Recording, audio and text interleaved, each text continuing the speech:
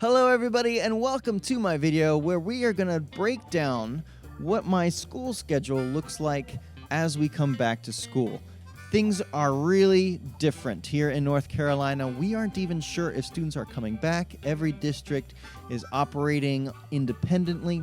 So here's what we at CMS, Charlotte Mecklenburg Schools, here's what we have done. I would love to know if you guys have any suggestions or any ideas on what we can do differently, what we could do better, what you guys are doing, and what you think works and what you think doesn't.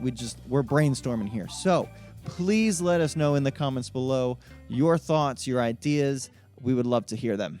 So because I work at an elementary school as a music teacher, my schedule is normally a Monday, Tuesday, Wednesday, Thursday, Friday schedule, where Mondays are always Mondays, Tuesdays are always Tuesdays.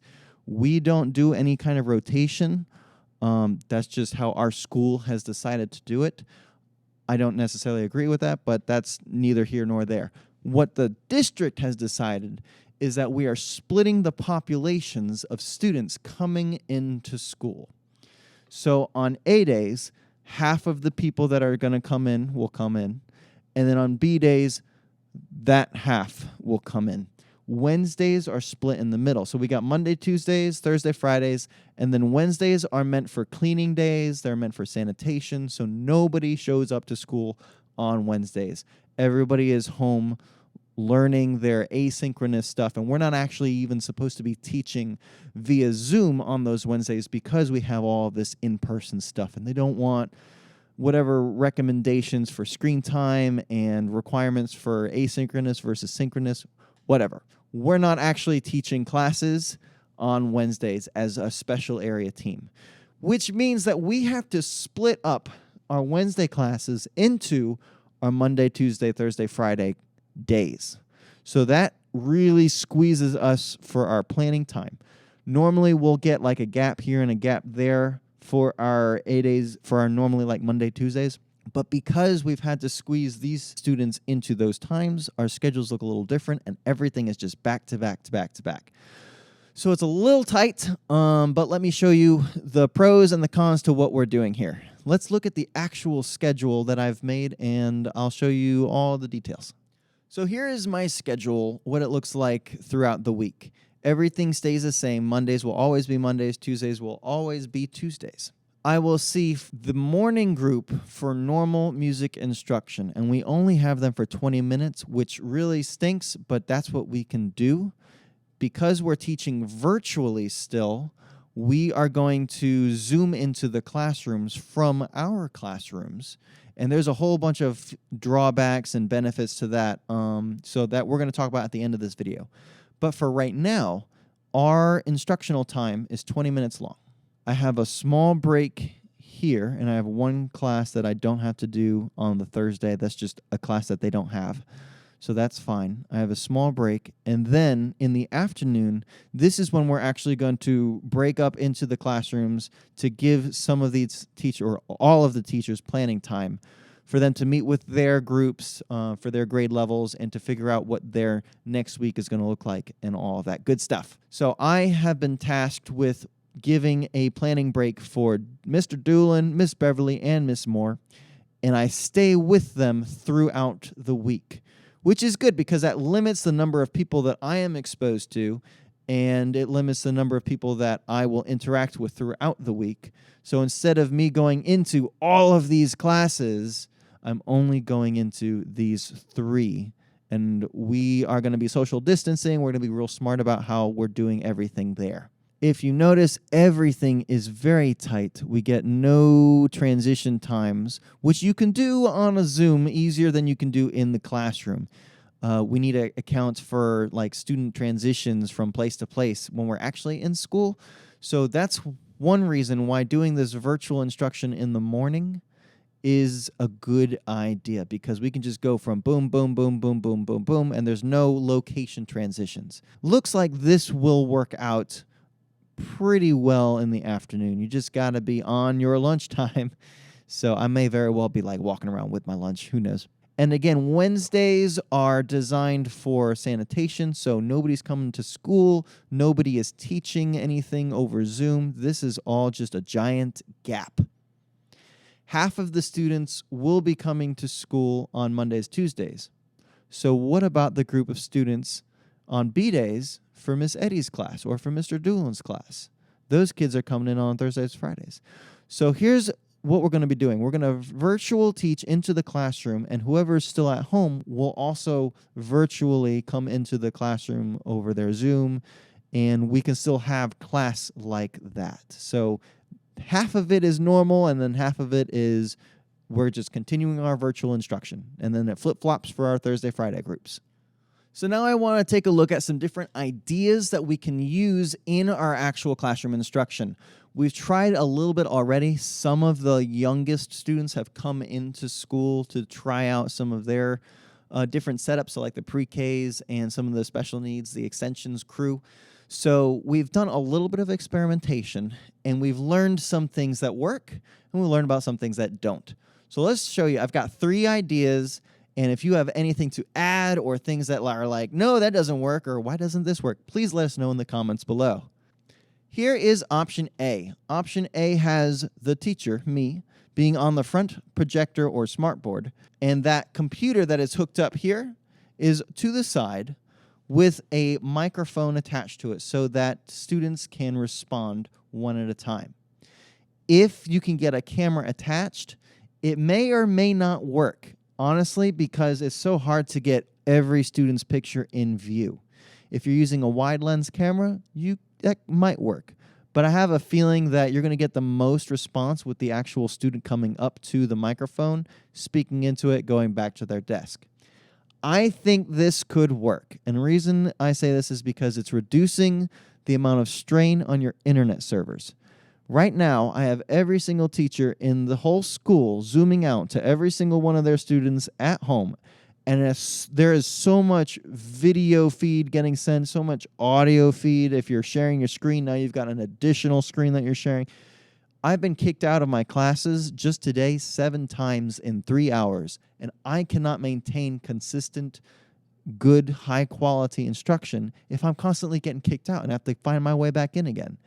So I think this may be the most stable way to have class, zooming in from my class into theirs, reducing the amount of people that you're in contact with, and there's only one device being used here for that communication to take place.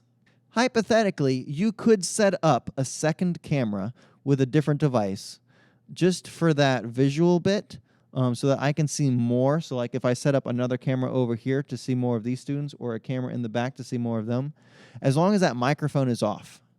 If you have that microphone on, then whatever sounds that this will pick up will come out of the projector, and it'll catch those sounds, and then you'll get a big, nasty feedback loop. If you don't know what feedback is, take 2 phones, call each other, and put them real close.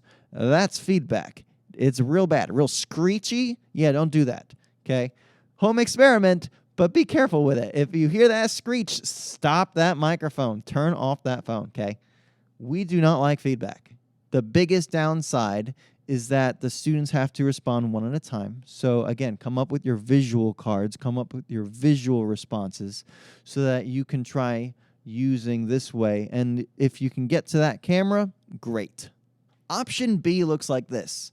Every student has their own personal device if you are a one-to-one school, and they are using their headphones into their ears and their microphone on their computer. There are some benefits, and there are some definite drawbacks to this. And the more I think about it, the more I don't like this setup. And here's why.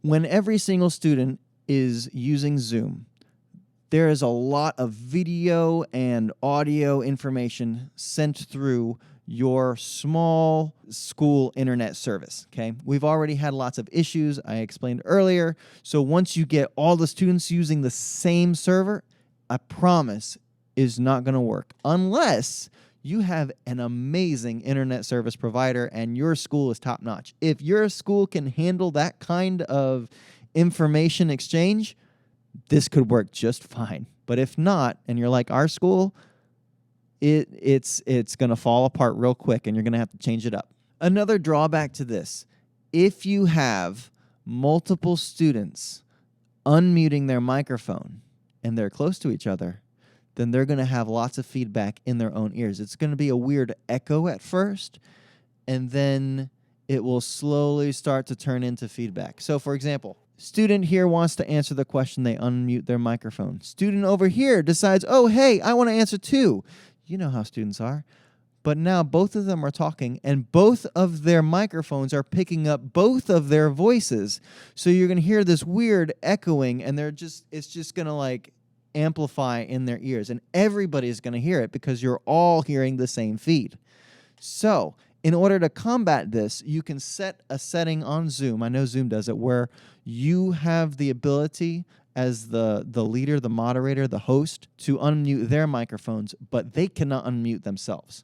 So as long as you can control only one person answers at a time, have very clear microphone etiquette rules, then again, you could get by with this. I think this could work. The biggest wall that you're going to face is your internet ability. But otherwise, you get direct feedback from the students. You see their faces. Everybody's involved, and everybody can participate equally. People who are in school and people who are at home. You all have access to the same amount of closeness that you've been having when you are Zooming in from home on your personal computers. So if your internet can handle the amount of stuff going on, and if your students can control their microphone etiquette, you're good to go. And finally, my option C. This is a totally flipped classroom where you make a video ahead of time. Those students have that running in the projector at the front, and then maybe there is a private Zoom on the side here for students that are needing questions answered or whatever. And that extra space could be there, like a one at a time. A student can be called up to come to this space. For this to work, I think it's going to be important for the classroom teacher, whoever's in the room at that point, to be aware of what's going on. From a teaching perspective, you can be a lot more personal with your instruction. You can be a lot more engaged with individuals and have that one-on-one dialogue that you may not have with option A or B. And because this is a video running, your content is there.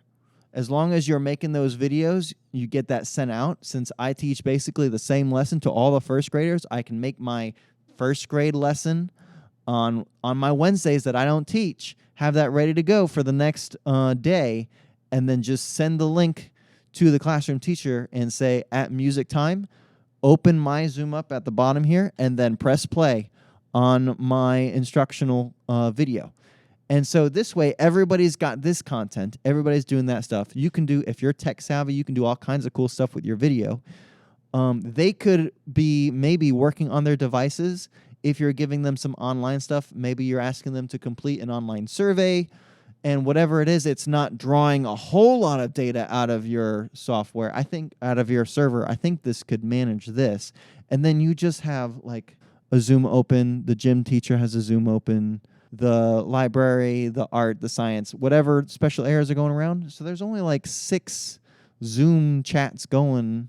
And I know that the school can handle a bunch of YouTube feeds because that's not nearly as much data being sent. There's no video, there's no live video, there's no live audio being sent.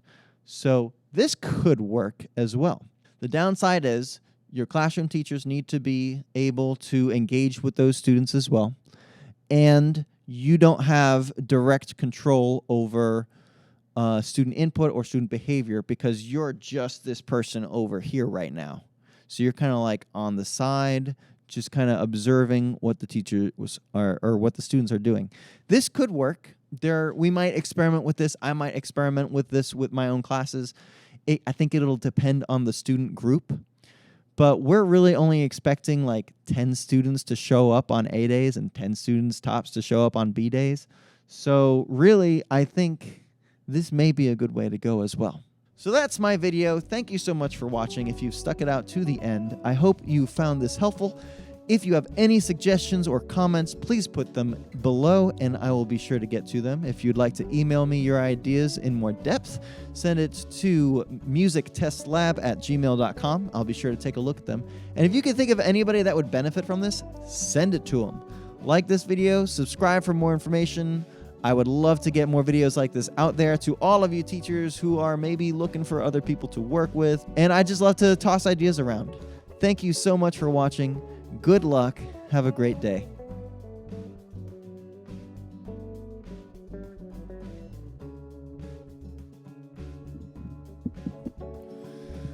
This is frustrating. I've already had to do this video once, and it took me a while. And then I get a random call from Texas, which stops the video camera on my phone. So,